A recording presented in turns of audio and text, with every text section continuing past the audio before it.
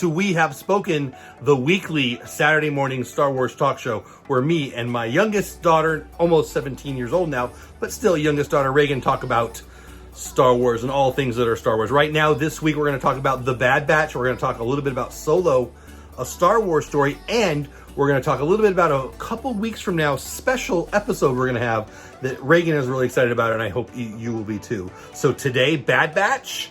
Today, Solo, a Star Wars story news, and today, a special sneak preview, I suppose, of what's coming in 2 or 3 weeks for you and for Reagan. Why we're not live? It's birthday weekend in our family.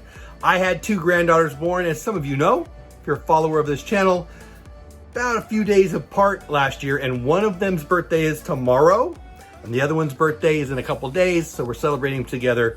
E1 and E2 turn 1, and that's where I'm going. As you watch this, if you're watching it for the first time live, I'm actually on the road heading to that party right now. If you're watching on a replay, hashtag team replay in the comments. Thanks so much. I think the preview is done. Let's get to the show. Me and Reagan, we have spoken. Thanks so much. If you watch all the way till the end, you'll see me again saying thank you and telling you a little something something. But for now, let's get on to the show. We have spoken with Reagan and I. Let's go. Welcome to We Have Spoken, our weekly Saturday, 9 o'clock our time or so, 10 o'clock Eastern time or so, other times or so, depending where you live, where we, Reagan and I, talk about the world that is Star Wars. And now, the world that is Star Wars is Bad Batch, Bad Batch, Bad Batch. Did you like this week's episode? Yes, it was so good. I think last week we talked about it because we watched a bunch of episodes, and then now we're up to date. We stayed up till midnight watching them all. We did. And I think that I determined, and I think you may have determined too, that my favorite character is Wrecker. Who's your favorite character? Wrecker. And this week, Wrecker is a big part of it. Like, something's in his head. Crosshairs in his head. Yeah, like, I don't know what's going on. Crosshairs in his head. Either that or his head getting banged so many times has accidentally activated the inhibitor chip. So he's in trouble. From the AV Club, Wrecker's woes are beginning to wear on Star Wars The Bad Batch. I'm going to read a little bit of this and get your opinion, okay? Okay. It's more than a little distressing that Wrecker's headaches have become our primary source of dread.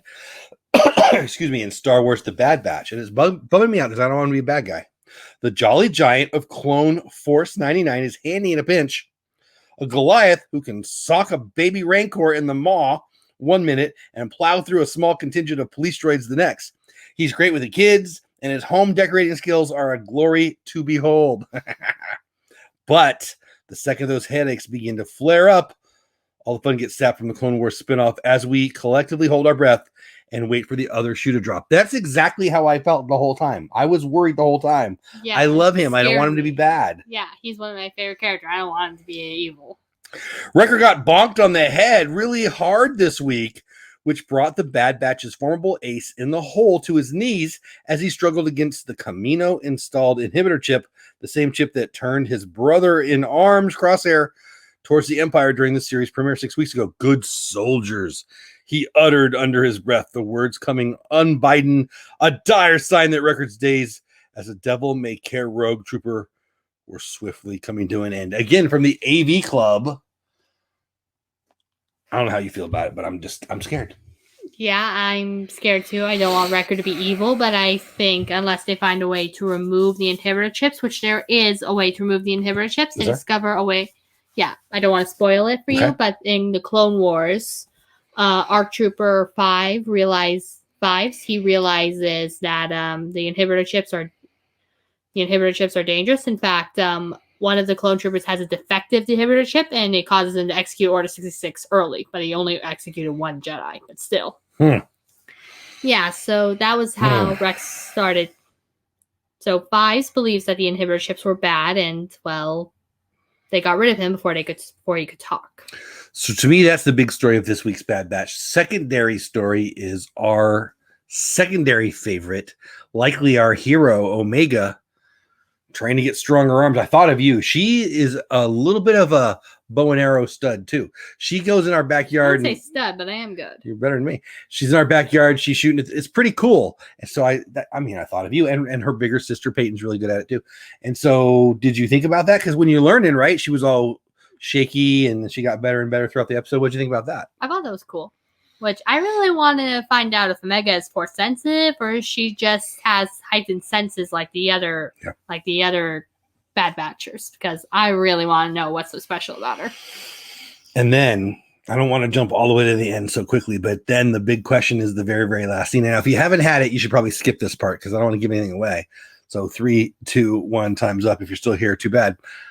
That very last scene, all we really know is that it's a guy, but you've got a couple opinions on who that might be. Now, if you don't know what I'm talking about, at the very, very end, the two people who take off with the technology, right? Yeah, with the information. The information, there you go. Turn on a little R2 droid unit. You know, they tell Leia style, Leia to Obi-Wan Kenobi style.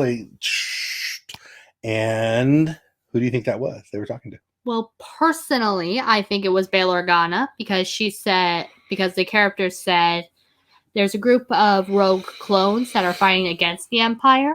Maybe I think, and I know where to find them if you want to know. And I think it might be Bail Organa because they could use someone with their unique abilities. And there's another theory. I was on YouTube earlier today, and I saw a video of a guy who thinks the person that she was talking to is Maul. And why? Darth Maul? Yes. So that would mean they lied to us and they're not good guys, which makes it hard for me to believe because they were like, I don't know. I feel like they're really good guys. You think that there's a chance that was Darth Maul? I don't think so, but I was just telling you what I saw in the video. Interesting. Well, I don't want to didn't watch it, but I'm just telling you what the title said. I see. So I don't want to get up to the Bad Batch that quickly, but since you mentioned Darth Maul, I think we should probably jump to this and then come back to Bad Batch.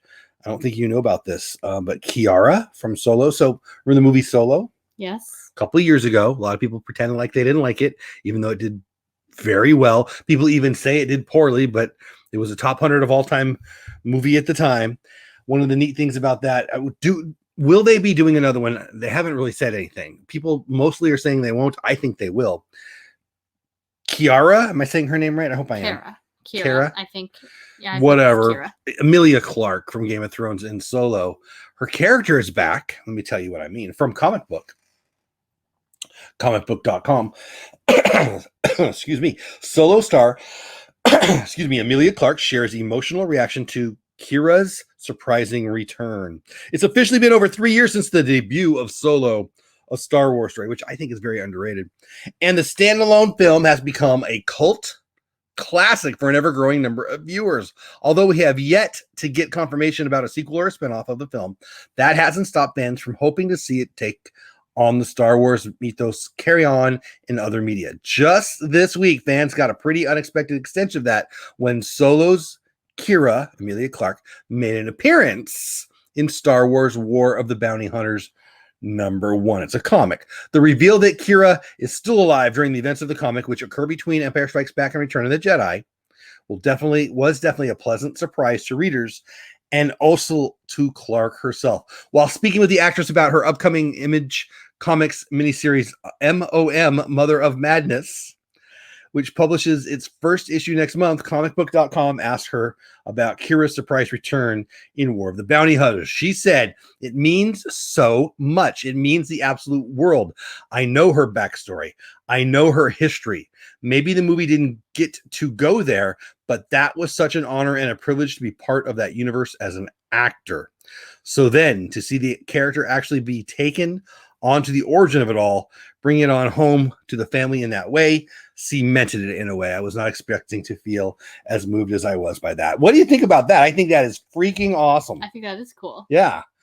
Probably go buy that. I'm not a comic book guy. I don't buy a lot of comic books. I'm interested in the Star Wars comic books. I'm interested in that story. So I've watched audio comics on YouTube. Yeah? Yeah, the Darth Vader classics. That's cool. So there's a little bit of a connection there, right? And there's some other connections too, but I won't bore everybody with that. But I really liked Solo. I liked the actor. I know a lot of people didn't. I thought it was a good story. I liked Kira. I think what they did with Lando was pretty funny. I don't know. I think I want more of that. Did you like it enough? Do you want another one? Did you like Solo the movie? I liked it, but it wasn't really my favorite. Like, I would like to see another one about Solo's adventures, but I just don't really know what they'll do or how to make it work. So for that, I do want to see it. Yeah, I think that Emilia Clarke is such a good actress. There was a lot of fun in that, and anyway, I hope they give us more. Back to the Bad Batch. What do you expect to happen to our friends? I think maybe Tech will realize what's going on because he's very smart. And he'll eventually figure out a way to get medical technology, find a way to remove Wrecker's chip, and he'll be all better. Nice. Because Tech is a lot of things, but he is not a dummy. So I'm sure he will figure out a way to help Wrecker. I don't know. I don't know what I feel about that. I think that they're going to give us... We're coming to the end of the series, right? Fairly closely. I feel like they're going to give us a cliffhanger between series 1 and series 2. And I don't want Wrecker to be a mess. I like him. He's my favorite. So we'll see. He's funny. And then I do like the new character played by Rhea Perlman. I don't know if she's a good guy or a bad guy. I think a little bit of both, which are always the best characters. Anyway, I think it's a lot of fun. I'm really liking it. On a scale of 1 to 10, for me, I'm going to give the Bad Batch a solid 7. I'm liking it. I want more. When the show ends, I want more. What about you? Are you happy with it? You're more of a Clone Wars Star Wars animation fan than I am. So I'm more interested in how you feel about it than even I feel about it. I give it a solid 9. Yeah, solid 9. That makes me happy. What else do you want to talk about? Oh, we've covered everything. I think we have. Her birthday is coming. Her being her. It's a couple weeks away. It's on a Monday at the end of this month. So the Saturday that precedes her birthday is going to be a day all about her favorite Star Wars things. And we're really looking forward to that. But that's a couple weeks away. But are you excited about that? Yeah. It's going to be all about my favorite things in the Star Wars universe. Love it. Love it. Love it. So thank you guys for watching. We apologize for not being here live with you, but we had a baby birthday. We're filming this the night before it shows to you guys, but as this plays, we'll be on our way to E1 and E2's birthday party. If you don't know who they are, you need to come to Good Morning Disney, our show in the morning, where one of them is a star of the show, and it's a lot of fun. So anyway, I think that's it. I think we've hit all the big things. We talked a little bit about Solo, a Star Wars story. We talked quite a bit about the Bad Batch. And we gave you a little bit of an update, a little bit of a teaser that the birthday show for Reagan is coming soon. I think with that, we have spoken is in the can this week. What do you think? Yes, I agree. Last thoughts on expectations for Bad Batch. What do you hope happens, and what are you afraid of happening? And I'm going to take it first.